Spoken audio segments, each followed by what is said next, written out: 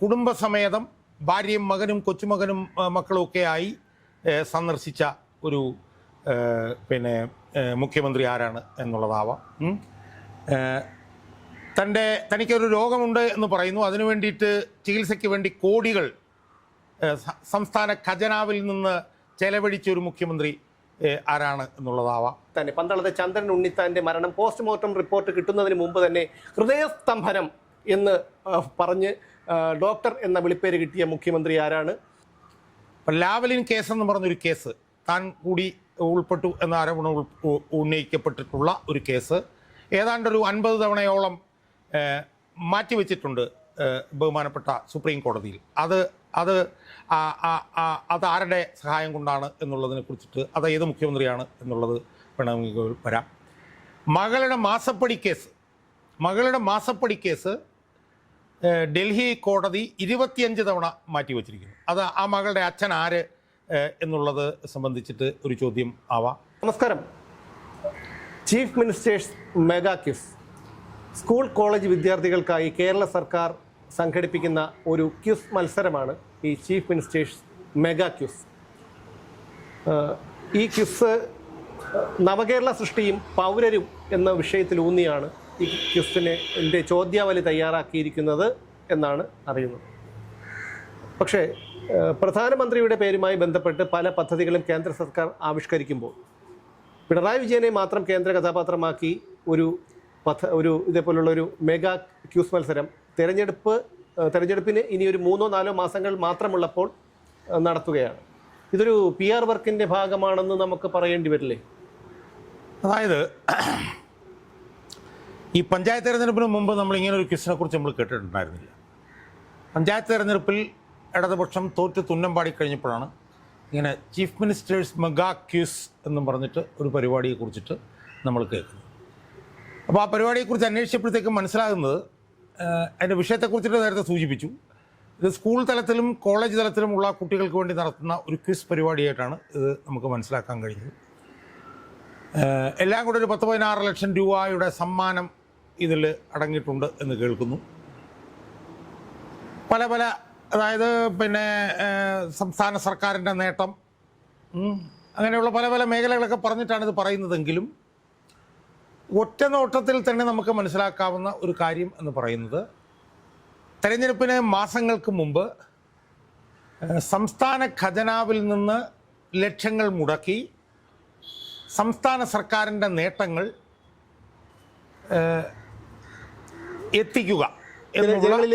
ജനങ്ങളിലേക്കെന്നല്ല വിദ്യാർത്ഥികളിലേക്കൊക്കെ എത്തിക്കുന്നുണ്ട്. എന്താ ഗുണമെന്നുള്ളത് നമുക്ക് മനസ്സിലാകുന്നില്ല. എന്നാലും കോളേജ് വിദ്യാർത്ഥികളിലേക്ക് ഉണ്ട്, അവർക്ക് വോട്ടവകാശം ഉണ്ടല്ലോ, അവരിലേക്കൊക്കെ എത്തിക്കുന്നതിനുള്ള വളരെ മ്ലേച്ഛമായിട്ടുള്ളൊരു പരിപാടിയാണിത് എന്നുള്ള കാര്യത്തിൽ തർക്കമില്ലാത്തൊരു കാര്യം. പക്ഷെ നമ്മൾ പത്രത്തിൽ നിന്ന് കണ്ട ഒരു വാർത്ത പ്രകാരം നമുക്ക് മനസ്സിലാക്കാൻ കഴിഞ്ഞത്, സർക്കാരിൻ്റെ നേട്ടങ്ങൾ അതുപോലുള്ള പല കാര്യങ്ങളൊക്കെ ഉണ്ടെങ്കിൽ പോലും ഈ ചീഫ് മിനിസ്റ്റേഴ്സ് മെഗാ ക്വിസിൽ ചോദിക്കുന്ന ചോദ്യങ്ങളിൽ നല്ലൊരു പങ്കിൻ്റെ മറുപടിയും കേരള മുഖ്യമന്ത്രി പിണറായി വിജയനിലേക്ക് കേന്ദ്രീകരിക്കുന്നു എന്നാണ് നമുക്ക് മനസ്സിലാക്കാൻ വാർത്തകൾ വായിച്ചു പോകുമ്പോൾ അതിനകത്ത് മനസ്സിലാകും. പറയുമ്പം പദ്ധതികളെ കുറിച്ചിട്ടുണ്ട്, സംസ്ഥാന സർക്കാരിനെ കുറിച്ചിട്ടുണ്ട്, കേരളത്തിനെ കുറിച്ചിട്ടുണ്ടെന്നൊക്കെ പറയുമെങ്കിലും ചോദ്യങ്ങളിൽ നല്ലൊരു പങ്കും ചെന്നെത്തി നിൽക്കുന്നത് പിണറായി വിജയനിലേക്കാണ് എന്നാണ് നമുക്ക് മനസ്സിലാകുന്നത്. അവിടെയാണ് നേരത്തെ പറഞ്ഞതുപോലെ ഈ പ്രധാനമന്ത്രിയുടെ പദ്ധതികൾ എന്നൊക്കെ പറഞ്ഞിട്ട് ആ പേര് വരുന്നതിനെയൊക്കെ ശക്തിയുക്തം എതിർക്കുന്നവർ തന്നെ ഇവിടെ ക്യൂസ് നടത്തുമ്പോൾ മുഖ്യമന്ത്രിയുടെ പേരിലേക്ക് കേന്ദ്രീകരിക്കുന്നില്ല. അവർക്ക് ഉളുപ്പും തോന്നുന്നില്ല. കാരണം അവർ മൊത്തത്തിൽ പ്രത്യേകിച്ച് പറയേണ്ട കാര്യമില്ല. അതുകൊണ്ട് എനിക്ക് തോന്നുന്നത്, നമ്മൾ സാധാരണ നടത്തുന്ന ഈ അഭിമുഖ പരിപാടികളിൽ നിന്നും വ്യത്യസ്തമായി ഒരു ചീഫ് മിനിസ്റ്റേഴ്സ് ക്വിസിൽ ഉയരാവുന്ന ചോദ്യങ്ങൾ, അങ്ങനെ കുറേ ചോദ്യങ്ങൾ നമ്മൾ ഈ പരിപാടിയിലൂടെ പൊതുജനങ്ങൾക്ക് അവരുടെ മുമ്പിൽ ഒന്ന് അവതരിപ്പിക്കാൻ വേണ്ടിയിട്ടാണ് നമ്മൾ ശ്രമിക്കുന്നത്. യഥാർത്ഥത്തിൽ നമ്മൾ ഇതിനകത്ത് പറയുന്ന ഈ ചോദ്യങ്ങൾ വെച്ചുകൊണ്ട് ജനങ്ങൾക്ക്, അല്ലെങ്കിൽ UDFൻ്റെ ആളുകൾക്ക്, അവർക്കൊക്കെ തന്നെ നാട്ടിലെമ്പാടും ക്വിസ് മത്സരങ്ങൾ ഇതുപോലെ ചീഫ് മിനിസ്റ്റേഴ്സ് ക്വിസ് എന്ന് പറഞ്ഞിട്ട് നടത്താവുന്നതാണ്. അപ്പോൾ അതിന് ഉപയോഗിക്കാൻ കഴിയുന്ന കുറേ ചോദ്യങ്ങൾ നമ്മൾ ഒന്ന് ചർച്ച ചെയ്യാം എന്നാണ് നമ്മൾ പ്രതീക്ഷിക്കുന്നത്.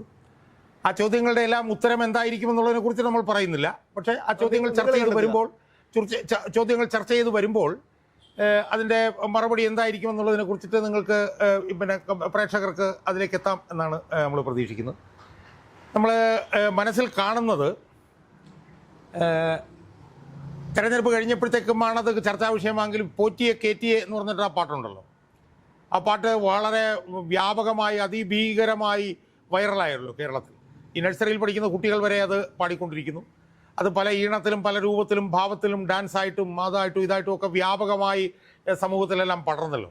അപ്പോൾ അതിന് സമാനമായി തെരഞ്ഞെടുപ്പിന് മുമ്പ് സംസ്ഥാനത്താകെ ചീഫ് മിനിസ്റ്റേഴ്സ് ക്വിസ് നടത്തി. ആ ക്വിസിൽ ചർച്ച ചെയ്യാൻ കഴിയുന്ന ഒരു പിടി ചോദ്യങ്ങൾ, ആ ഒരു പിടി ചോദ്യങ്ങൾ ഒന്ന് പിന്നെ ചർച്ച ചെയ്യാൻ വേണ്ടിയിട്ട് ആണ് നമ്മളിന്ന് ഈ വീഡിയോയിലൂടെ ശ്രമിക്കാൻ പോകുന്നത്. അപ്പോൾ എനിക്ക് ഞാൻ കുറേ ചോദ്യങ്ങൾ പറയാം, സുമേഷ് കുറേ ചോദ്യങ്ങൾ പറയാം.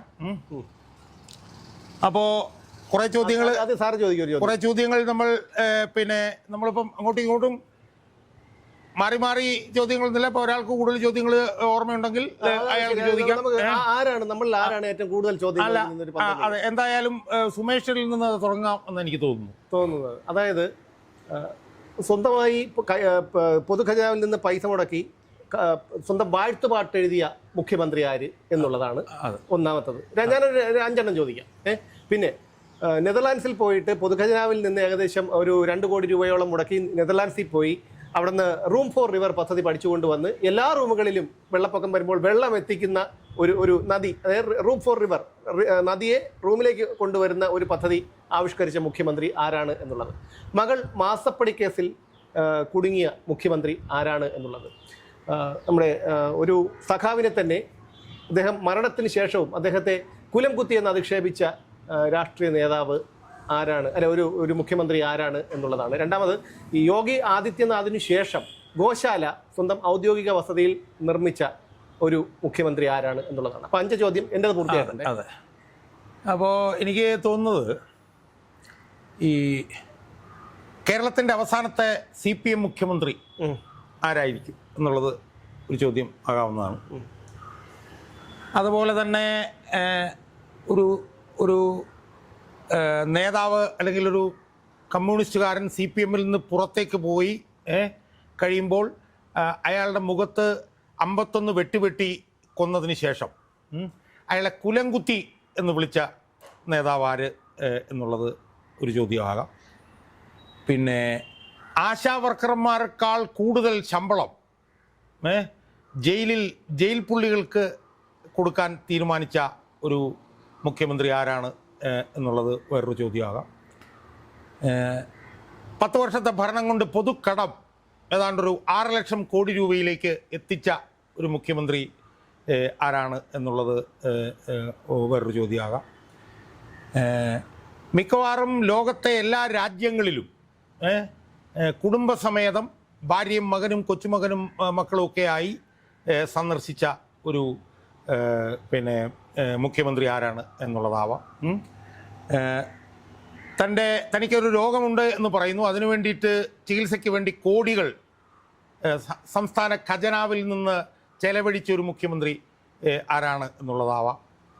അപ്പം ലാവലിൻ കേസ് എന്ന് പറഞ്ഞൊരു കേസ്, താൻ കൂടി ഉൾപ്പെട്ടു എന്ന ആരോപണം ഉന്നയിക്കപ്പെട്ടിട്ടുള്ള ഒരു കേസ് ഏതാണ്ടൊരു 50 തവണയോളം മാറ്റിവെച്ചിട്ടുണ്ട് ബഹുമാനപ്പെട്ട സുപ്രീം കോടതിയിൽ. അത് ആരുടെ സഹായം കൊണ്ടാണ് എന്നുള്ളതിനെ കുറിച്ചിട്ട്, അത് ഏത് മുഖ്യമന്ത്രിയാണ് എന്നുള്ളത് വേണമെങ്കിൽ വരാം. മകളുടെ മാസപ്പടി കേസ് ഡൽഹി കോടതി 25 തവണ മാറ്റിവെച്ചിരിക്കുന്നു. അത് ആ മകളുടെ അച്ഛൻ ആര് എന്നുള്ളത് സംബന്ധിച്ചിട്ട് ഒരു ചോദ്യം ആവാം. പിന്നെ മക്കൾക്ക് വേണ്ടിയും ഭാര്യയ്ക്ക് വേണ്ടിയും മാത്രം ജീവിതം സമർപ്പിച്ചിട്ടുള്ള ഒരു മുഖ്യമന്ത്രി ആരാണെന്നുള്ള ഒരു ചോദ്യം വേറെ ആവാം. BJPക്കും RSSനും അടിപ്പെട്ടുകൊണ്ട് സംസ്ഥാന ഭരണം മുന്നോട്ട് കൊണ്ടുപോകുന്ന ഒരു മുഖ്യമന്ത്രി അല്ലെങ്കിൽ ഒരു നേതാവ് ആര് എന്നുള്ള ചോദ്യം ആകാം. അല്ലപ്പോ എനിക്ക് പറയണ്ടേ, ഞാൻ പറഞ്ഞോട്ടെ. അല്ല അല്ല അല്ല ആവാം. ഞാൻ പറഞ്ഞോട്ടെ, ഞാൻ അതെ അതെ അതെ അതെ. ഇനി കുറച്ച് നവകേരള സർക്കിട്ട് എന്ന് പറയുന്ന ഒരു സർക്കിട്ടിന് സംഘടിപ്പിച്ചിട്ട് അതിലൊരു ബസ് എടുത്ത് ആ ബസ്സിൽ നിന്ന് താഴേക്ക് ഇറങ്ങാൻ പോലും ഒരു ലിഫ്റ്റ് സംഘടിപ്പിക്കുകയും അതിൽ ബാർബർ ഷോപ്പിലെ കറങ്ങുന്ന കസേര വയ്ക്കുകയും ചെയ്ത മുഖ്യമന്ത്രി ആരാണ്? നവകേരള സർക്കിട്ടിനിടയിൽ കരിങ്കൊടി കാണിച്ച് പ്രതിഷേധിച്ച യൂത്ത് കോൺഗ്രസ്സുകാരെ DYFI ഗുണ്ടകൾ തല്ലിച്ചതച്ചപ്പോൾ അത് രക്ഷാപ്രവർത്തനം എന്ന് പറഞ്ഞ തട്ടഹസിച്ച മുഖ്യമന്ത്രി ആരാണ്? മാധ്യമങ്ങളോട് കടക്ക് പുറത്ത് എന്ന് പറഞ്ഞ മുഖ്യമന്ത്രി ആരാണ്? പൊതുവേദികളിൽ പോലും സാധാരണക്കാരോട് മാന്യമായി പെരുമാറാൻ അറിയാത്തൊരു മുഖ്യമന്ത്രി ആരാണ്? ലക്ഷങ്ങൾ മുടക്കി, അതായത് 25,50,000 രൂപ മുടക്കി ക്ലിഫ് ഹൗസിൽ ലിഫ്റ്റ് പിടിപ്പിച്ച മുഖ്യമന്ത്രി ആരാണ്? സ്വന്തം ഔദ്യോഗിക വസതിയിൽ എത്ര മുറി പോലുമുണ്ട് എന്നറിയാത്തൊരു മുഖ്യമന്ത്രി ആരാണ് എന്നുള്ളതാണ്. അതെ, അപ്പോൾ ഇത്രയും ചോദ്യങ്ങളാണ്. അപ്പം ഇപ്പം എനിക്ക് എൻ്റെ മനസ്സിൽ വരുന്നത്, കേരളത്തിലൊരു പ്രധാനപ്പെട്ട മാധ്യമ സ്ഥാപനത്തിൻ്റെ എഡിറ്റർ എഡോ ഗോപാലകൃഷ്ണ എന്ന് വിളിച്ച മുഖ്യമന്ത്രി, വയനാട്ടിലെ മറ്റോ ഉണ്ടായിരുന്ന ഒരു ബിഷപ്പിനെ നികൃഷ്ട ജീവി എന്ന് വിളിച്ച ഒരു മുഖ്യമന്ത്രി, ശ്രീമാൻ NK പ്രേമചന്ദ്രനെ പരനാറി എന്ന് വിളിച്ച മുഖ്യമന്ത്രി, ഈ പാർട്ടിയെയും സർക്കാരിനെയും തൻ്റെ ചവിട്ടടിയിൽ ഒതുക്കിയ ഒരു മുഖ്യമന്ത്രി ആരാണെന്നുള്ളതാവാം. സ്വന്തം മരുമകനെ ആദ്യമായി മന്ത്രിസഭയിലേക്ക് കൊണ്ടുവന്ന ഒരു മുഖ്യമന്ത്രി ആരാണെന്നുള്ളത് വേറൊരു ചോദ്യമാകാം. അതുപോലെ തന്നെ ഒരു ജനാധിപത്യവും മന്ത്രിസഭയിൽ മുതൽ ഒരു കാര്യത്തിലും അനുവദിക്കാത്ത ഒരു മുഖ്യമന്ത്രി ആരാണ് എന്നുള്ള ഒരു ചോദ്യമാകാം. സ്വർണ്ണക്കള്ളക്കടത്ത് കേസുമായി ബന്ധപ്പെട്ട് വ്യാപകമായി പേര് ചർച്ച ചെയ്യപ്പെട്ട ഒരു മുഖ്യമന്ത്രി ആരാണ് എന്നുള്ളതാവാം. ഡോളർ കള്ളക്കടത്ത് കേസ് ഏത് മുഖ്യമന്ത്രിയുമായിട്ടാണ് ബന്ധപ്പെട്ട് വന്നത് എന്നുള്ളത് പിന്നെ വേറൊരു ചോദ്യമാകാം. സ്പ്രിംഗ്ലർ എന്ന് പറഞ്ഞിട്ടുള്ള വലിയൊരു ഡാറ്റ തട്ടിപ്പ് നടന്ന കാലഘട്ടം ഏതാണ് എന്നുള്ളത് ചോദ്യമാകാം. അതുകൊണ്ട് തൽക്കാലം ഞാൻ ഇത്രയും ചോദ്യത്തിൽ നിർത്തുന്നു. അത് കഴിഞ്ഞ് സുമേഷിൻ്റെ റൗണ്ട് കഴിഞ്ഞിട്ട് വീണ്ടും നമുക്ക് തുടങ്ങാം അല്ലേ? അപ്പോൾ തൻ്റെ രണ്ടാം മരുമകൻ്റെ ആദ്യ ഭാര്യ സ്ത്രീപീഡന കേസ് കൊടുത്ത അമ്മായിയപ്പനുള്ള ആ മുഖ്യമന്ത്രി ആരാണ് എന്നുള്ളതാണ് എൻ്റെ ആദ്യത്തെ ഒരു ചോദ്യം. ഇനി അതുപോലെ തന്നെ ഒരു മുഖ്യമന്ത്രിയുടെ പ്രസ് സെക്രട്ടറി അദ്ദേഹം ആ സ്ഥാനം ഏറ്റെടുത്തതിന് ശേഷം നിരവധി കവിതകൾ എഴുതി അവാർഡുകൾ വാങ്ങി. ആ മുഖ്യമന്ത്രി ആരാണ് എന്നുള്ളതാണ്. ചുക്കിനും ചുണ്ണാമ്പിനും കൊള്ളാത്ത കുറേ ഉപദേശകരെ വെച്ച മുഖ്യമന്ത്രി ആരാണ് എന്നുള്ളത്. സംസ്ഥാനത്തിൻ്റെ കടം കയറി കീറി നിൽക്കുമ്പോൾ പോലും 1 കോടി 10 ലക്ഷം രൂപ മുടക്കി പുതിയ വാഹനം വാങ്ങാൻ ഒരുങ്ങുന്ന മുഖ്യമന്ത്രി ആരാണ്? ഒരു മുഖ്യമന്ത്രി റോഡിൽ ഇറങ്ങുമ്പോൾ ജനങ്ങൾക്കൊന്നും ആ പരിസരത്ത് നിൽക്കാൻ പറ്റില്ല. അങ്ങനെയുള്ളൊരു മുഖ്യമന്ത്രി ആരാണ്? അതുപോലെ സ്വന്തം സഹപ്രവർത്തനായിരുന്ന, ചെറുപ്പകാലം മുതൽ സഹപ്രവർത്തകനായിരുന്ന, നാട്ടുകാരനായിരുന്ന, തന്നോടൊപ്പം വളർന്നു വന്ന ഒരു നേതാവിനെ, അദ്ദേഹം മരണശേഷം അദ്ദേഹത്തിൻ്റെ അവസാനത്തെ ആഗ്രഹം ഭൗതിക ശരീരം തിരുവനന്തപുരത്ത് പൊതുദർശനത്തിന് വയ്ക്കണമെന്നായിരുന്നു. അപ്പോൾ ആ പൊതുദർശനത്തിന് പോലും വയ്ക്കാതെ പിറ്റേ ദിവസം രാവിലെ ഭാര്യയെയും പരിവാരങ്ങളെയും കൂട്ടി വിദേശയാത്ര നടത്തിയ മുഖ്യമന്ത്രി ആരാണ്? അമേരിക്കയിലെ മയോ ക്ലിനിക്കിൽ മൂലക്കുരുവിന് പോയ ചികിത്സയ്ക്ക് പോയ മുഖ്യമന്ത്രി ആരാണ്? അതുപോലെ യൂത്ത് കോൺഗ്രസ്സുകാരെ ഒരു മുഖ്യമന്ത്രിയുടെ ഗൺമാൻ അതിക്രൂരമായി തല്ലിച്ചതച്ചിട്ടുണ്ട്. ഗൺമാൻ എല്ലാ പ്രോട്ടോക്കോളും ലംഘിച്ചുകൊണ്ട് അദ്ദേഹത്തിൻ്റെ തല തല്ലി പൊളിച്ചിട്ടുണ്ട് ചില യൂത്ത് കോൺഗ്രസ് പ്രവർത്തകരുടെ. ആ മുഖ്യമന്ത്രി ആരാണ്? അതുപോലെ തന്നെ ആദ്യമായി കിയ കാർണിവൽ വാങ്ങിയ മുഖ്യമന്ത്രി ആരാണ്? സംസ്ഥാനത്ത് യാതൊരു ആവശ്യവും ഇല്ലാതിരുന്നിട്ടും ഒരു ഹെലികോപ്റ്റർ വെറുതെ എടുത്ത് വാടകയ്ക്ക് ഇട്ടിരിക്കുന്ന മുഖ്യമന്ത്രി ആരാണ്? അതുപോലെ 9% പലിശയ്ക്ക് വായ്പ എടുത്ത് 7% കൊടുത്തതിന് ശേഷം അതിനുവേണ്ടി ലണ്ടൻ സ്റ്റോക്ക് എക്സ്ചേഞ്ചിൽ ചെന്ന് മണിയടിച്ച മുഖ്യമന്ത്രി ആരാണ്? ടൈംസ് സ്ക്വയറിൽ ചെന്നിട്ട് നീലക്കോട്ടും വലിച്ചു കയറ്റി ഇരുമ്പ് കസേരയിൽ ഇരുന്ന മുഖ്യമന്ത്രി ആരാണ്? സാറിന് അപ്പോൾ ഇത് ശ്വാസം വിടാതെ ഉമേഷ് ഇങ്ങനെ പറഞ്ഞുകൊണ്ടിരിക്കുകയാണ്. ഈ ശബരിമല പെരുങ്കൊള്ള കേസിലെ മുഖ്യപ്രതി ഉണ്ണികൃഷ്ണൻ പോറ്റിയോടൊപ്പം നിന്ന് ഒരു ചടങ്ങിൽ പങ്കെടുത്ത മുഖ്യമന്ത്രി ആര് എന്നുള്ളത്. അതുപോലെ തന്നെ ഇനിയിപ്പോൾ കുറച്ച് ചോദ്യങ്ങൾ നമ്മൾ എഴുതി കൊണ്ടുവന്നിട്ടുണ്ട്. അത് നമുക്ക് നോക്കാം.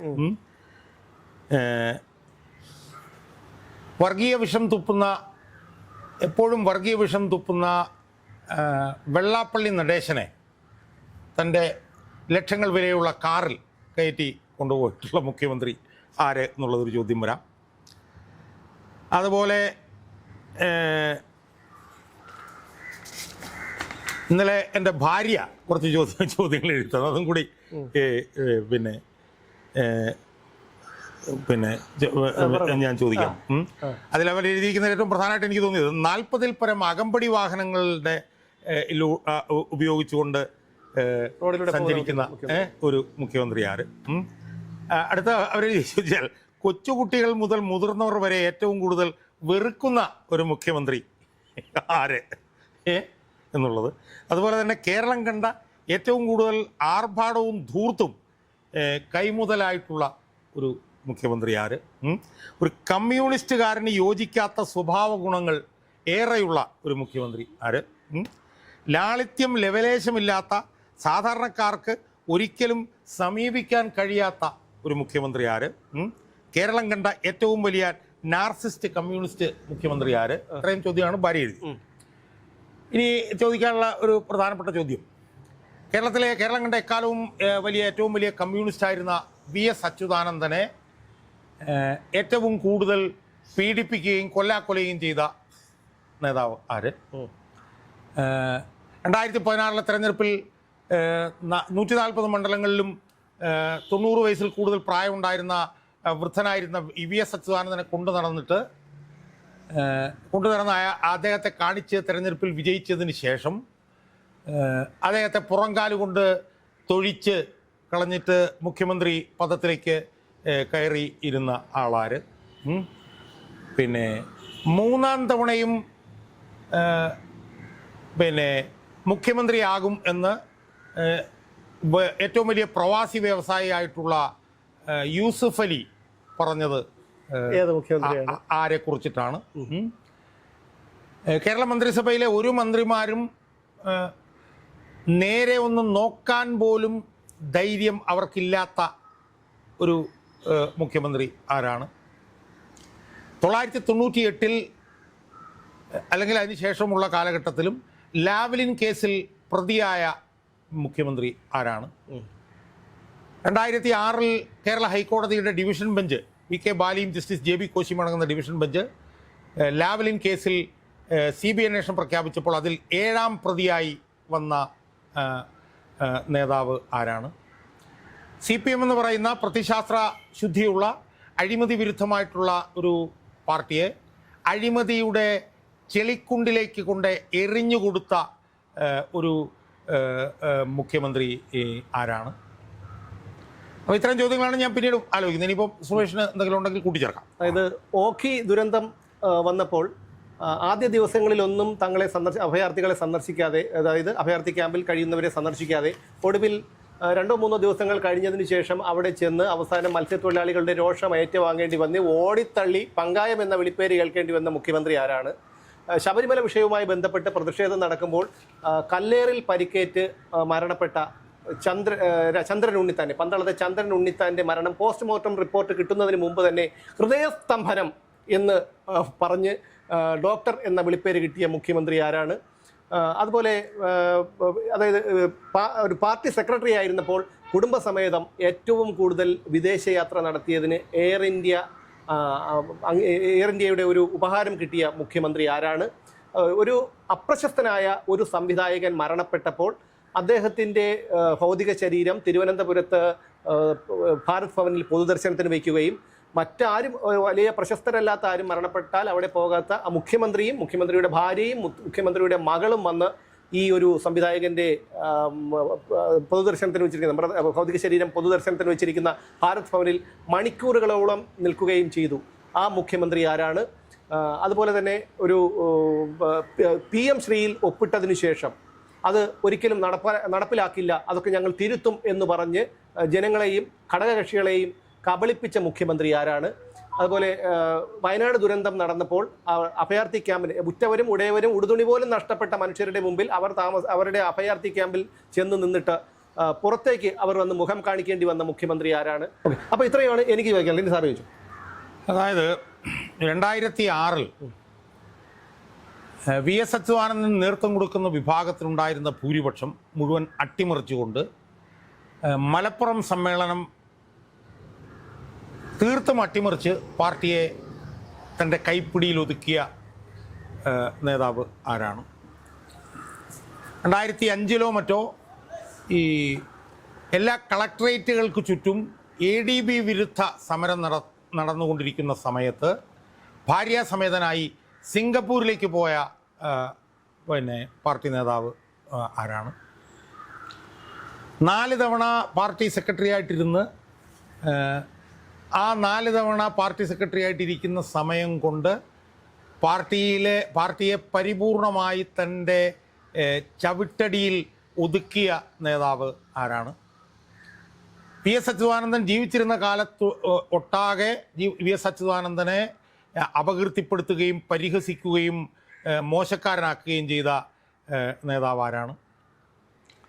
പാർട്ടിയെ എല്ലാ പ്രത്യയശാസ്ത്ര ശുദ്ധിയും നശിപ്പിച്ച് അഴിമതിയുടെ ഒരു ചെളിക്കുണ്ടിലേക്ക് എടുത്തെറിയുന്ന നിലയിൽ കൊണ്ടുപോയി എല്ലാ പ്രത്യയശാസ്ത്ര പരിവേഷങ്ങളും ഇല്ലാതാക്കി പാർട്ടിയെ നശിപ്പിച്ചു എന്ന് ഭാവിയിൽ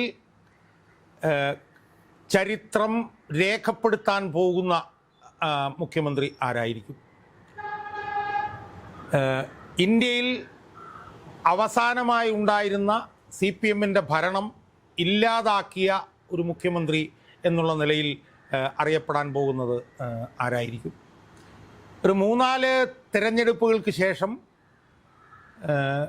പഞ്ചായത്ത് തിരഞ്ഞെടുപ്പിൽ പോലും CPM തോറ്റ ആ ഭരണം നിലനിന്നത് ആര് ഭരിക്കുമ്പോഴായിരിക്കും? 2019-ലും 2024-ലും ലോക്സഭാ തെരഞ്ഞെടുപ്പിൽ കേവലം ഒരു സീറ്റിലേക്ക് മാത്രം ചുരുങ്ങിയത് ആര് മുഖ്യമന്ത്രി ആയിരിക്കുമ്പോൾ ആയിരിക്കും? 2019-ൽ യുവതീ പ്രവേശം ആയി ബന്ധപ്പെട്ട് യുവതീ പ്രവേശം വേണം എന്ന് പറഞ്ഞ് ഹൈക്കോടതി വിധി വന്നപ്പോൾ അത് ലംഘിച്ചുകൊണ്ട് യുവതികളെ ശബരിമലയിൽ വേഷപ്രസന്നരായി കയറ്റിയ മുഖ്യമന്ത്രി ആരായിരിക്കും? 10 വർഷം ഭരിച്ചിട്ടും കേരളത്തിൻ്റെ വികസന രംഗത്ത് കാര്യമായിട്ട് പറയാൻ കഴിയുന്ന ഒരു വികസന നേട്ടം പോലും ഉണ്ടാക്കാത്ത മുഖ്യമന്ത്രി ആരായിരിക്കും? തീർത്തും ഏകാധിപതിയെപ്പോലല്ല, തീർത്തും ഏകാധിപത്യ സ്വഭാവത്തിൽ ഭരണം നടത്തിക്കൊണ്ടിരിക്കുന്ന ഒരു മുഖ്യമന്ത്രി ആരായിരിക്കും? മൈക്കിനോട് പോലും മൈക്കിനെ പോലും ഭീഷണിപ്പെടുത്തുന്ന മുഖ്യമന്ത്രി ആരായിരിക്കും? യോഗത്തിന് പ്രസംഗിക്കാൻ പോകുമ്പോൾ ഏറ്റവും കൂടുതൽ അസഹിഷ്ണുത കാണിക്കുന്ന മുഖ്യമന്ത്രി ആരായിരിക്കും? തന്നെ പരിചയപ്പെടുത്തുന്ന വനിതയോട് പോലും മോശമായി സംസാരിക്കുന്ന മുഖ്യമന്ത്രി ആരായിരിക്കും? ഒരു കമ്മ്യൂണിസ്റ്റുകാരന് ഉണ്ടാവേണ്ട ഒരു ഗുണവും തീണ്ടാത്ത ഒരു മുഖ്യമന്ത്രി ആരായിരിക്കും? കേരളത്തിൽ അധികാരത്തിലിരുന്ന മുഖ്യമന്ത്രിമാരിൽ വെച്ച് ഏറ്റവും കുറഞ്ഞ ബൗദ്ധിക തലവും സംഘടനാ പാഠവുമുള്ള ഒരു മുഖ്യമന്ത്രി ആരായിരിക്കും? ഇത്രയാണ് എൻ്റെ മനസ്സിൽ ഇപ്പോൾ വരുന്നത്. ഞാൻ ചോദിക്കാം, തലശ്ശേരിയിലെ ബ്രണ്ടൻ കോളേജിലൂടെ RSSകാരുടെ തൂക്കിയിട്ട ആളുകൾക്കിടയിലൂടെ നെഞ്ചുവിരിച്ച് നടന്ന മുഖ്യമന്ത്രി ആരാണ്? എതിർ പാർട്ടിയിലുള്ള ഒരു പയ്യൻ ആക്രമിക്കാൻ വന്നപ്പോൾ പ്രത്യേക ആക്ഷൻ കാണിച്ച് അദ്ദേഹത്തെ ഭയപ്പെടുത്തി ഓടിച്ച മുഖ്യമന്ത്രി ആരാണ്? ആദ്യം തന്നെ ചോദ്യാവലി മാധ്യമപ്രവർത്തകർക്ക് എഴുതി കൊടുത്തതിനു ശേഷം പത്രസമ്മേളനം നടത്തുന്ന മുഖ്യമന്ത്രി ആരാണ്? ഉത്തരം മുട്ടുമ്പോൾ കണ്ണുരുട്ടുകയും നാക്കുതള്ളുകയും ചെയ്യുന്ന മുഖ്യമന്ത്രി ആരാണ്? സ്വന്തം പാർട്ടിയിലെ വിദ്യാർത്ഥി സംഘടനയിലെ വിദ്യാർത്ഥികളെ സ്വാശ്രയ സമരത്തിനെതിരെ സമരം ചെയ്യാൻ പറഞ്ഞു വിട്ടിട്ട് സ്വന്തം മകളെ തമിഴ്നാട്ടിലെ സ്വാശ്രയ കോളേജിൽ ചേർത്ത് പഠിപ്പിച്ച മുഖ്യമന്ത്രി ആരാണ്? അതുപോലെ ഇത്രയാണ് എൻ്റെ മനസ്സിൽ പെട്ടെന്ന് വരുന്നത്. അതായത് എനിക്ക് തോന്നുന്നത് ഈ കേരളത്തിലെ പോലീസിനെ ഒരു ഒരു ഒരു കോടാലിക്കൈയാക്കി മാറ്റിയ ഒരു മുഖ്യമന്ത്രി ആരാണ്? കേരളത്തിലെ DGP എന്ന് പറയുന്നത് തൻ്റെ ഒരു വീട്ടുജോലിക്കാരനാണ് എന്ന് തോന്നുന്ന നിലയിൽ പെരുമാറിയിട്ടുള്ള ഒരു മുഖ്യമന്ത്രി ആരാണ്? ഏറ്റവും കൂടുതൽ നിക്ഷിപ്ത താല്പര്യക്കാരുടെ കയ്യിലെ കളിപ്പാവയായി മാറിയ ഒരു ഒരു മുഖ്യമന്ത്രി ആരാണ്? ഏറ്റവും കൂടുതൽ വിദേശ രാജ്യങ്ങളിൽ ഒരു കാരണവുമില്ലാതെ പോയിട്ട് തിരിച്ചു വരുന്ന മുഖ്യമന്ത്രി ആരാണ്? ഏറ്റവും കൂടുതൽ ആരോപണങ്ങൾ നേരിട്ടിട്ടുള്ള, അതായത് കേരള സംസ്ഥാന രൂപീകരണത്തിന് ശേഷം ഏറ്റവും കൂടുതൽ ആരോപണ വിധേയനായിട്ടുള്ള ഒരു മുഖ്യമന്ത്രി ആരാണ്? ഒരു CPM മുഖ്യമന്ത്രിമാർ പോലും കേൾക്കാൻ പാടില്ലാത്ത തരത്തിലുമുള്ള സ്വർണ്ണക്കള്ള കേസ് ഉൾപ്പെടെ ഉള്ള ആരോപണങ്ങൾക്ക് വിധേയനായിട്ടുള്ള ഒരു മുഖ്യമന്ത്രി ആരാണ്? ഒരു കേസിൽ, അല്ലെങ്കിൽ ലാവ്ലിൻ കേസിൽ പ്രതിയായിരിക്കുമ്പോഴും മുഖ്യമന്ത്രി സ്ഥാനത്ത് തുടരുന്നതിന് ഒരു ലജ്ജയും കാണിക്കാതിരുന്ന മുഖ്യമന്ത്രി ആരാണ്? തൻ്റെ മരുമകനെ സംസ്ഥാന സെക്രട്ടേറിയറ്റിലേക്കും മന്ത്രിസ്ഥാനത്തേക്കും കൊണ്ടുവന്ന മുഖ്യമന്ത്രി ആരാണ്? തൻ്റെ മരുമകനെ മന്ത്രിസഭയിലേക്ക് കൊണ്ടുവന്നിട്ട് അയാൾക്ക് പൊതുമരാമത്ത്, ടൂറിസം പോലുള്ള പ്രധാനപ്പെട്ട വകുപ്പുകൾ കൊടുത്ത മുഖ്യമന്ത്രി ആരാണ്? തൻ്റെ മകനെ കേന്ദ്ര കമ്മിറ്റിയിലേക്ക് കൊണ്ടുവരാൻ വരെ ശ്രമിച്ച് പരാജയപ്പെട്ട മുഖ്യമന്ത്രി ആരാണ്? താൻ നിൽക്കാൻ പറഞ്ഞാൽ ഇരിക്കുന്നവരെ മാത്രം സംസ്ഥാന സെക്രട്ടേറിയറ്റിലേക്കും സംസ്ഥാന കമ്മിറ്റിയിലേക്കും കൊണ്ടുവന്നിട്ടുള്ള മുഖ്യമന്ത്രി ആരാണ്? കമ്മ്യൂണിസ്റ്റ് പാർട്ടിയിലെ സംസ്ഥാന സെക്രട്ടേറിയറ്റ്, സംസ്ഥാന കമ്മിറ്റി പോലുള്ള ഘടകങ്ങൾ താൻ നിൽക്കാൻ പറഞ്ഞാൽ ഇരിക്കുന്ന നിലയിലേക്ക് അധപ്പതിപ്പിച്ച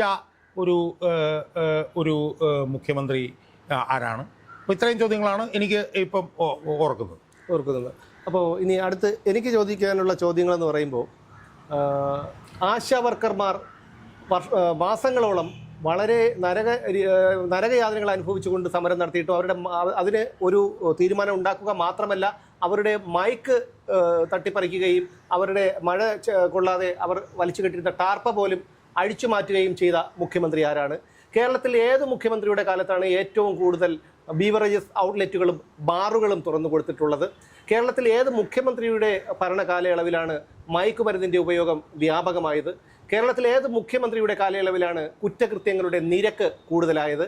കേരളത്തിൽ ഏത് മുഖ്യമന്ത്രിയുടെ കാലത്താണ് വിവാഹ വാഗ്ദാനം നൽകിയുള്ള പീഡനങ്ങൾ ഏറ്റവും കൂടുതൽ വ്യാപകമായത്? ഏത് മുഖ്യമന്ത്രിയുടെ മന്ത്രിസഭയിലാണ് ലൈംഗിക പീഡന ആരോപണ കേസിൽപ്പെട്ട MLA ഉണ്ടായിരുന്നത്? ഏത് മുഖ്യമന്ത്രിയുടെ കാലത്താണ് ആ മന്ത്രിസഭയിലെ ദേവസ്വം ടൂറിസം വകുപ്പ് മന്ത്രി മഴക്കോട്ട് വാങ്ങി നൽകാമെന്ന് പറഞ്ഞ് ഒരു സ്ത്രീയെ വിളിപ്പിച്ചത്? ഇതാണ് എൻ്റെ മനസ്സിൽ വരുന്നത്. എനിക്ക് തോന്നുന്നത് ഇതിങ്ങനെ നമ്മൾ പറഞ്ഞ് പോയി കഴിഞ്ഞാൽ നമുക്ക് ഒരു അന്തവും കുന്തവും ഇല്ലാതെ നമ്മൾ പറയേണ്ടി വരും. എന്തായാലും ഒന്നും കൂടെ പറഞ്ഞോട്ടെ. അതായത് തൻ്റെ സ്വാർത്ഥ താല്പര്യത്തിന് വേണ്ടി തനിക്ക് വ്യക്തി വൈരാഗ്യം തോന്നുന്നവരെ പോലും പോലീസിനെ കൊണ്ട് പരമാവധി ക്രൂരമായി വേട്ടയാടുന്ന മുഖ്യമന്ത്രി ആരാണ്? പ്രശസ്ത മാധ്യമ പ്രവർത്തനായ സുബേഷ് മാർക്കോ പോളോയെ പിടിച്ച് 19 ദിവസം ജയിലിടുകയും അദ്ദേഹത്തിൻ്റെ DNA ന്യൂസ് എന്ന് പറയുന്ന ഓഫീസ് റെയ്ഡ് ചെയ്യിപ്പിച്ച് സാധനങ്ങൾ കൊള്ളയടിപ്പിക്കുകയും ചെയ്ത മുഖ്യമന്ത്രി ആരാണ്? ഇതോടെ ഞാൻ അവസാനിപ്പിക്കുന്നു. അതായത് ഈ ഭരണഘടനയെ വെല്ലുവിളിച്ചുകൊണ്ട് നിയമവിരുദ്ധമായി താൻ എന്ത് വിചാരിച്ചാലും അത് നടത്തുന്ന ഒരു രീതിയിലേക്ക് സംസ്ഥാന ഭരണത്തെ കൊണ്ടുപോയ മുഖ്യമന്ത്രി ആരാണ്? പോലീസിനെ ഈ പറഞ്ഞ പോലെ തൻ്റെ ഒരു കോടാലി കൈയായി ഉപയോഗിച്ചുകൊണ്ട് പ്രശസ്തരായിട്ടുള്ള മാധ്യമപ്രവർത്തകർ, പൊതുപ്രവർത്തകർ, അവരെയൊക്കെ അനധികൃതമായി എല്ലാ നിയമവും ലംഘിച്ചുകൊണ്ട് ജയിലിലടക്കാൻ നേതൃത്വം നൽകിയ മുഖ്യമന്ത്രി ആരാണ്? CBI പോലും സോളാർ പരാതിക്കാരിയിൽ ഒരു കുട്ടിയുണ്ട് എന്ന് പറഞ്ഞ ആ ഒരു നരാധമനെ തൻ്റെ മന്ത്രിസഭയിൽ ഒരു ഉളുപ്പുമില്ലാതെ നിലനിർത്തുന്ന മുഖ്യമന്ത്രി ആരാണ്? സ്വന്തം മുന്നണിയിലെ ഒരു MLAക്കെതിരെ സ്ത്രീപീഡന ആരോപണത്തിൽ കുറ്റപത്രം സമർപ്പിച്ചിട്ട് പോലും അയാളെ മന്ത്രിസഭയിൽ തുടരാൻ അനുവദിക്കുന്ന മുഖ്യമന്ത്രി ആരാണ്? CPM എന്ന് പറഞ്ഞ പാർട്ടിയിൽ നിന്ന് സ്ത്രീപീഡനത്തിന് പുറത്താക്കിയ ഒരു നേതാവിനെ സ്വന്തം പൊളിറ്റിക്കൽ സെക്രട്ടറിയായി കൊണ്ടു നടക്കുന്ന മുഖ്യമന്ത്രി ആരാണ്? കേരളത്തിലെ ക്രമസമാധാന നില പാടെ ഇത്രയേറെ തകർന്ന ഒരു കാലഘട്ടം നമുക്ക് കാണാൻ കഴിയാത്തത് ഏത് പിന്നെ മുഖ്യമന്ത്രിയുടെ കീഴിലാണ് എന്നുള്ളത് അടുത്ത ചോദ്യം. അപ്പോൾ അത്തരത്തിൽ ഞാൻ ഒന്നുകൂടെ പറഞ്ഞോട്ടെ, അതായത് ഏത് മുഖ്യമന്ത്രിയുടെ കാലത്താണ് ശസ്ത്രക്രിയ കഴിഞ്ഞ് ICUവിൽ കഴിയുന്ന രോഗിയെ പീഡിപ്പിച്ചത്? ഏത് മുഖ്യമന്ത്രിയുടെ കാലത്താണ് കോവിഡ് രോഗിയെ ആംബുലൻസിൽ പീഡിപ്പിച്ചത്? ഏത് മുഖ്യമന്ത്രിയുടെ കാലത്താണ് ശസ്ത്രക്രിയ കഴിഞ്ഞ് കത്രിക വയറിൽ വെച്ച് തുന്നിക്കെട്ടിയത്? ഏത് മുഖ്യമന്ത്രിയുടെ കാലത്താണ് ചികിത്സാ പിഴവ് കാരണം ഒരു 9 വയസ്സുകാരിയുടെ കൈ മുറിച്ചു മാറ്റിയത്? ഇത് ഈ ഒരു 4 ചോദ്യം കൂടി എൻ്റെതായി. അതെ, അതുപോലെ തന്നെ ഇപ്പോൾ നമ്മൾ അഴിമതിയുടെ കാര്യം എടുത്താൽ 375 കോടി രൂപയുടെ നഷ്ടം ഖജനാവിനുണ്ട് എന്ന് കൺട്രോളർ ആൻഡ് ഓഡിറ്റർ ജനറൽ പറഞ്ഞ ആ അഴിമതി നടന്നപ്പോൾ ആ അഴിമതിക്ക് ഉത്തരവാദിയായി അന്ന് വൈദ്യുതി മന്ത്രിയായിരുന്ന പിന്നെ മന്ത്രിയായിരുന്ന പിന്നീട് മുഖ്യമന്ത്രിയായ ആൾ ആരാണ്? അതുപോലെ അതിനുശേഷം ഒരു സ്പ്രിംഗ്ലർ അഴിമതി, ബെവ്കോ ആപ്പിൻ്റെ അഴിമതി, പമ്പ മണൽക്കടത്തിൻ്റെ അഴിമതി, ഇലക്ട്രിക് ബസ്സിൻ്റെ അഴിമതി, ഇത്തരത്തിലുള്ള അഴിമതികളെല്ലാം ഏത് നേതാവിനെ എതിരായിട്ടാണ് അന്ന് പ്രതിപക്ഷ നേതാവായിരുന്ന പിന്നെ VD സതീശൻ ഉയർത്തിക്കൊണ്ടുവന്നത്. അപ്പോൾ ഇതുപോലെ നമുക്കിപ്പം നമ്മുടെ മനസ്സിൽ വരുന്നത് ഇതുപോലുള്ള ചോദ്യങ്ങൾ, അതിപ്പോൾ എണ്ണിക്കഴിഞ്ഞാൽ ഒരു 10-100 ചോദ്യങ്ങൾ ചിലപ്പോൾ കണ്ടെത്തിയിരിക്കും. പറഞ്ഞു പോയി കഴിഞ്ഞാൽ ഒരുപാടുണ്ട്. ഇനി ഒരുപാടുണ്ട്. അപ്പോൾ അതുകൊണ്ട് അതൊരു അവസാനമായി എന്ന് നമ്മൾ കണക്കാക്കേണ്ടതില്ല. എന്തായാലും ഇത്തരം ചോദ്യങ്ങൾ ഉപയോഗിച്ചുകൊണ്ട് ജനങ്ങൾക്കും UDFൻ്റെ പ്രവർത്തകർക്കും കോൺഗ്രസിൻ്റെ പ്രവർത്തകർക്കും ഒക്കെ നാട്ടിലെമ്പാടും ചീഫ് മിനിസ്റ്റേഴ്സ് ക്വിസ് നടത്താൻ പിന്നെ കഴിയട്ടെ എന്നാണ്. അതെ, അതിന് സഹായകരമാകും നമ്മുടെ ചോദ്യങ്ങൾ എന്നാണ് നമ്മൾ ഈ ചോദ്യങ്ങൾ പൊതുമണ്ഡലത്തിലേക്ക് എത്തിക്കുന്നതിലൂടെ നമ്മൾ ഉദ്ദേശിച്ചിട്ടുള്ളത്. എന്തായാലും ചീഫ് മിനിസ്റ്റേഴ്സ് ക്യൂസ് വളരെ ഭംഗിയായിട്ട് തന്നെ മുന്നോട്ട് പോകുന്നു. ഞങ്ങളെ കൊടുക്കാൻ പ്രൈസ് ഒന്നുമില്ല. ആ പ്രൈസ് എന്തായിരുന്നാലും ഈ വരുന്ന ജൂൺ മാസത്തോടു കൂടി നിങ്ങൾക്ക് കിട്ടും. എന്തായാലും ഈ ചോദ്യങ്ങൾ പ്രചരിപ്പിക്കുക എന്നുള്ളത് മാത്രമാണ് ഞങ്ങൾക്ക് ഇപ്പോൾ പറയാനുള്ളത്. ഇനി വിധിയുണ്ടെങ്കിൽ നമുക്ക് വീണ്ടും നാളെയും കാണാം. അതായത് ഇതിനകത്ത് ഒറ്റ കാര്യങ്ങളുള്ളൂ. ഇതിനകത്ത് സമ്മാനം, ഇപ്പോൾ സുമേഷ് പറഞ്ഞ പോലെ സമ്മാനം ഇപ്പം സർക്കാരിനെ സംബന്ധിച്ചിടത്തോളം, പിണറായിനെ സംബന്ധിച്ചിടത്തോളം 16 ലക്ഷം രൂപയുടെ സമ്മാനം കൊടുക്കാൻ അവർക്ക് കുഴപ്പമില്ല. കാരണം അവരുടെ തറവാട്ടിൽ നിന്ന് എടുത്തുകൊണ്ടിരുന്ന പണമല്ലല്ലോ, അത് ഖജനാവിൽ നിന്ന് കൊണ്ടിരുന്ന പണമാണ്. ഏതായാലും ഞങ്ങളെ സംബന്ധിച്ചിടത്തോളം ഞങ്ങൾക്ക് ഇതിനെ സമ്മാനം ആയിട്ട് തരാനായിട്ട് ഞങ്ങളുടെ കയ്യിലൊന്നുമില്ല. അത് നേരത്തെ സുമേഷ് പറഞ്ഞ പോലെ ഈ ക്വിസുകൾ ഇപ്പോൾ നമ്മൾ നടത്തിക്കഴിഞ്ഞാൽ അതിനുള്ള സമ്മാനമെല്ലാം കൂടെ ചേർത്തുകൊണ്ട് ഈ വരുന്ന 2026 മെയ് മാസത്തിൽ നടക്കുന്ന നിയമസഭാ തെരഞ്ഞെടുപ്പിൽ ജനങ്ങൾ പിണറായി വിജയന് നൽകും എന്നാണ് ഞങ്ങൾ ഉറച്ചു വിശ്വസിക്കുന്നത്. എന്തായാലും ഒന്നുകൂടി പറഞ്ഞുകൊണ്ട് അവസാനിപ്പിക്കാം. ഭരണം ഏറ്റെടുക്കുമ്പോൾ 1,57,000 കോടിയായിരുന്ന സംസ്ഥാനത്തിൻ്റെ പൊതുകടം കഴിഞ്ഞ 9 കൊല്ലങ്ങളായി 6 ലക്ഷം കോടിയിലേക്ക് എത്തിച്ച മിടുക്കനായ മുഖ്യമന്ത്രി, കമ്മ്യൂണിസം തകർക്കാനായി പശ്ചിമ ബംഗാളിൽ ബുദ്ധദേവ് ഭട്ടാചാര്യയും ജ്യോതി ബസുവും 33 കൊല്ലം മാറി മാറി തലകുത്തി നിന്നിട്ടും അത് തലകുത്തി നിൽക്കേണ്ടി വന്നു. പക്ഷേ ഈ മുഖ്യമന്ത്രിക്ക് കേരളത്തിലെ കമ്മ്യൂണിസത്തെയും ഈ നാടിനെയും തകർത്ത് തരിപ്പണമാക്കാൻ കഷ്ടിച്ച് 10 കൊല്ലം പോലും തികച്ചു വേണ്ടി വന്നില്ല. എന്തായാലും ഇനി കമ്മ്യൂണിസം രാജ്യത്തിലെ അവസാനത്തെ കമ്മ്യൂണിസ്റ്റ് മുഖ്യമന്ത്രി ആരായിരിക്കും എന്നുള്ള ചോദ്യം, ഈ ചോദ്യങ്ങളുടെ എല്ലാം ഉത്തരം ഒന്ന് തന്നെയാണ്. അതെന്തായാലും നിങ്ങൾ തന്നെ കണ്ടുപിടിക്കുക, ഈ ചോദ്യങ്ങൾ പ്രചരിപ്പിക്കുക. ഇതിൻ്റെ സമ്മാനം വരുന്ന ജൂൺ മാസത്തിൽ നമുക്ക് കിട്ടും.